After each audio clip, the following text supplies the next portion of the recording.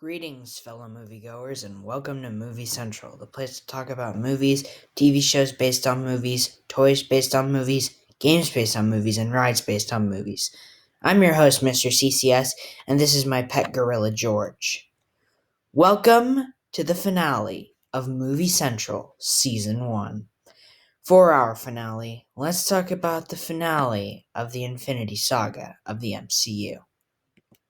After 11 years of watching our heroes fight, team up, and joke around, in 2019, we were finally ready to see the epic conclusion to this era of the Marvel Cinematic Universe. It grossed over $2 billion at the box office, and it received extraordinary reviews from critics. But what are my thoughts on this film? It's time to finally find out. For all the movies I've reviewed this season, I had the most fun reviewing the Marvel Cinematic Universe films, specifically my favorite film, The Avengers from 2012. We love these characters, which makes it all the more heartbreaking when we finally make it to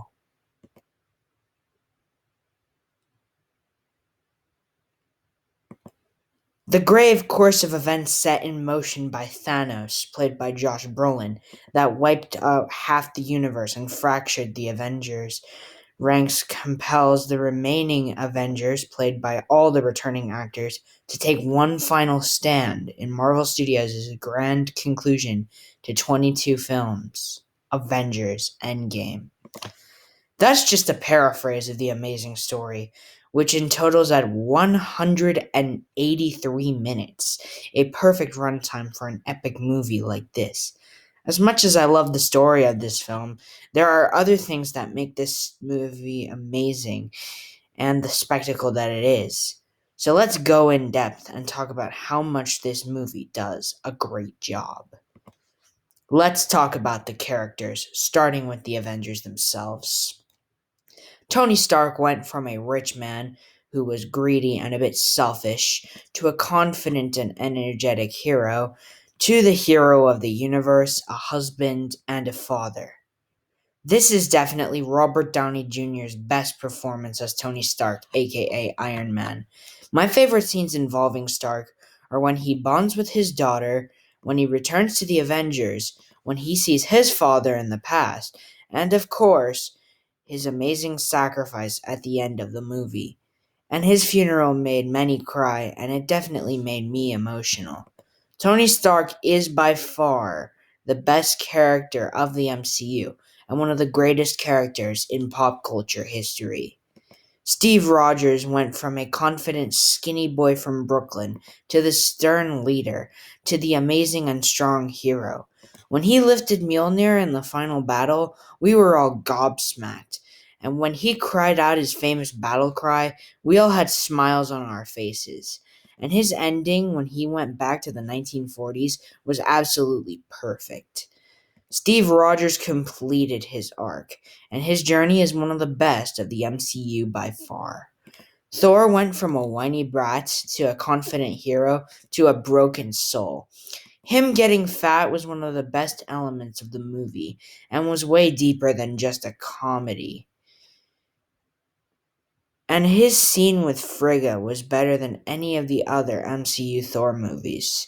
I'm glad Thor transformed, as if he were still the brat that he was in the first film he appeared in, I wouldn't have liked him at all. But thankfully, he's been upgraded and transformed into the hero we know today. Natasha Romanoff transformed from a femme fatale to the best female superhero of all time in any media.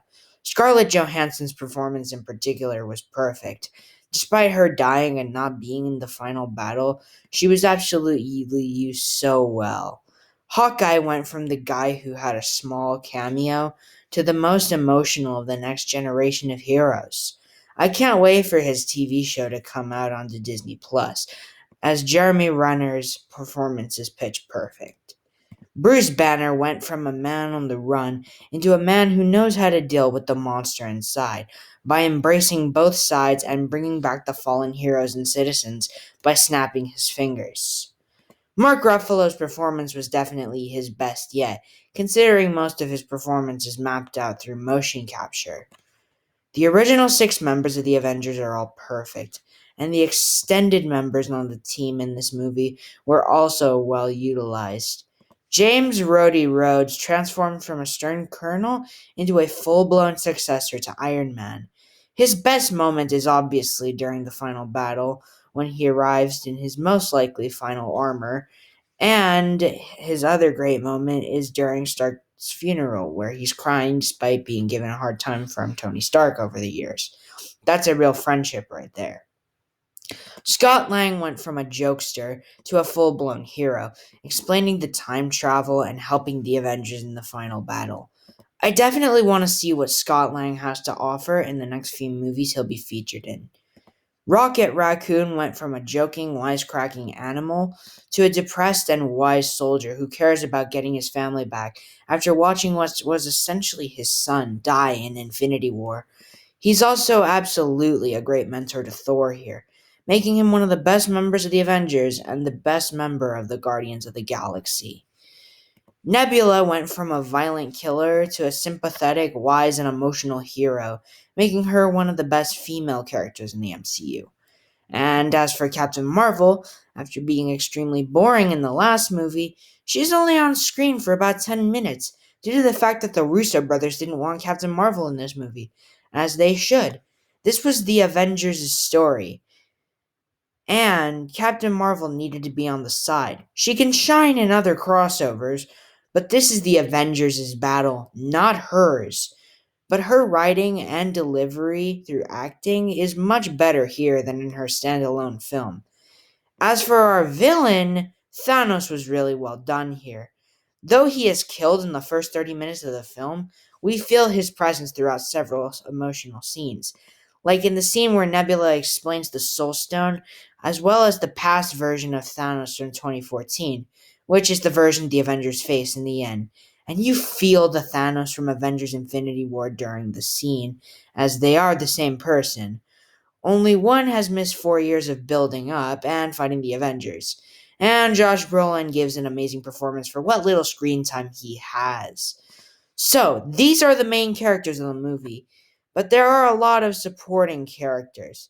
The most important is Pepper Potts. We saw her go from a receptionist to a supportive partner to a full blown action hero, where she brandishes an armored suit, finally becoming Rescue and helping her husband, that being Tony Stark, through the final battle and his pain after snapping his fingers during the final battle. As you can imagine, Gwyneth Paltrow's performance here is absolutely wonderful. The other supporting characters include the fallen heroes that return in the last hour of the movie. Many of them have scenes together, like Wasp and Ant-Man, Spider-Man and Iron Man, Black Panther and Hawkeye, as well as the Guardians of the Galaxy. Gamora has the most development here, as she was a different version of Gamora from 2014, and she ends up getting redeemed and helps out the Avengers during the final battle. Although she does run away in the end, Zoe Saldana has an amazing performance here. Okay, that's all about the characters. Now it's time for the visual effects. Holy crap, these effects are amazing. From certain skylines and buildings to certain vehicles to costumes created through CGI as well as the action, the CGI is absolutely perfect. It's also surprising to note that movies with higher budgets, which are Avengers Age of Ultron and Pirates of the Caribbean on Stranger Tides, have great CGI. But that isn't as good as this film. That being said, Avengers Endgame was filmed back to back with Avengers Infinity War. Endgame had a budget of $356 million, and Infinity War had a budget of $325 million, making a total budget of $681 million in total, becoming the most expensive set of films of all time. I can't applaud Industrial Light and Magic enough for making these amazing VFX, also teaming up with the Stan Winston Company and Weta Digital to do the same. Now it's time to talk about the music in this movie. Alan Silvestri returns for one last hurrah in the MCU, most likely, and he kills it with the score to Avengers Endgame. It had emotion, tension, satisfaction, and of course, pieces of epicness. And that is what a score to an epic needs. An extremely well done score. which is what movies like the original Star Wars trilogy, the Lord of the Rings trilogy, Forrest Gump, Jurassic Park, and several of the other MCU movies, specifically the Avengers and Avengers Infinity War, did. Three of these examples are movies Alan Silvestri composed the score for. This is exactly why Alan Silvestri is one of my favorite composers of all time for a movie. Great job, Alan Silvestri, and keep up the good work. And now, the moment you've all been waiting for. It's time to talk about the action scenes. Every MCU movie accurately depicts comic book action, but Avengers Endgame brings that accurate depiction up to level 11, as the action scenes are some of my all time favorite action scenes in any comic book movie. So let's break down all the action scenes here right now. The opening scene was urgent and serious. All of the Avengers, except for Tony Stark, pinned Thanos down and tried to take the Infinity Stones back, only to realize that Thanos destroyed them, leading to Thor slicing off Thanos' head, ending the scene with a dramatic shock. What a way to start a movie. The next action scene is Clint Barton's rampage through Tokyo, which pushes the PG-13 rating due to the atmosphere and the blood in the scene.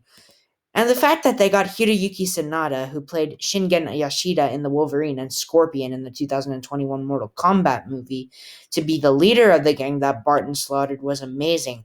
And he knows how to fight for real, which he does amazingly against Jeremy Renner, who surprised me by fighting with a katana blade, as I've only seen him fight with a bow and arrow as well as his fists. I would love to see Renner in more samurai movies like this, as he has the potential to become an amazing martial artist. Next, we have Steve Rogers fighting his 2012 counterpart. I'm glad we got to see these two Captain Americas fight. We got to see this in 2021 as well, with the future Captain America, the Falcon, fighting off John Walker in the Falcon and the Winter Soldier episode 5, which was my favorite fight scene in all the show. But Endgame's fight scene has the same character fighting himself, and it was really well done, specifically through CGI.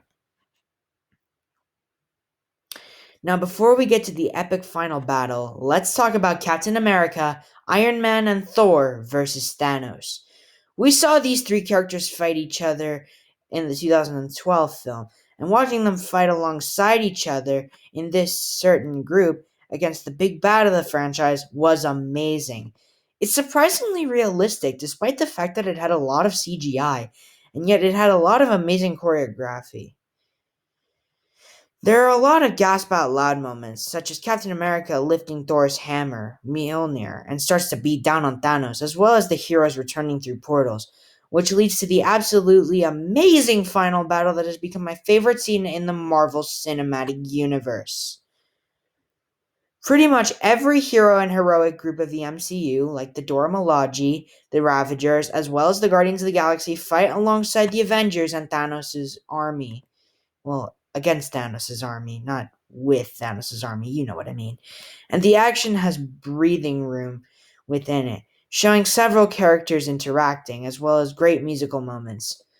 What impressed me the most about this action scene is all of the CGI utilized in this clearly expensive scene, as well as the fact that it took an entire CGI sequence created in 2016 inside a computer, 2 years before the movie was filmed and 3 years before it was released. The best moments of the scene are the beginning of the fight, the character interactions, specifically Ant-Man and the Wasp, Spider-Man and Iron Man, Black Panther and Hawkeye, and Scarlet Witch and the murder of her lover Thanos, as well as the finale where Tony Stark snaps his fingers, and the villain and his army satisfyingly get dusted and defeated, which leads to an amazing ending. So obviously the action in this film is amazing, and some of the best action in the MCU, especially that final battle. And now we get to my final verdict. This was an epic and beautiful ending to such an amazing and beloved franchise.